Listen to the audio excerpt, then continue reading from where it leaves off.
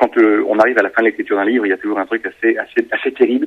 C'est presque le blues, vous savez, le book blues. On se dit, tiens, ça va finir. Et on se dit, qu'est-ce qu'il va y avoir après? On a l'impression que la vie va être vide, parce qu'un livre, ça remplit une vie. L'écriture d'un livre, c'est très, très prenant, c'est quand même très envahissant. On y passe des journées, des journées, des journées, des journées. Puis une fois que vous avez d'abord fini, voilà, il y a toujours des recherches, il y a toujours des choses à finaliser. Mais une fois que vous avez mis le point, si je puis dire, final, vous avez une espèce d'angoisse, et maintenant, que vais-je faire? Donc ça, il y a un petit passage dépressif qui est assez intéressant à observer, mais c'est toujours un peu angoissant. Mais on retrouve finalement vite, je vous rassure, ça va vite, on finit par se...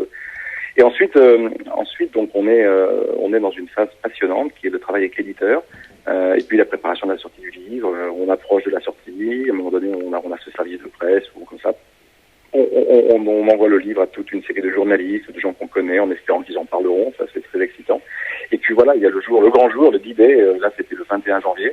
Le livre est dans les librairies. Alors bien sûr, on va regarder un peu à droite, à gauche, essayer de trouver si on peut en trouver un quelque part dans une librairie. On les voit, on est content, c'est super.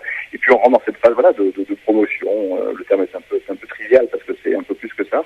Mais voilà, on accompagne son bébé, on essaie de le faire grandir. On parle aux journalistes, on répond à des interviews, on commence à réfléchir aux salons pour lesquels on va aller à Bruxelles, à Fort du Livre de Paris. Voilà, ça c'est passionnant, ouais, passionnant.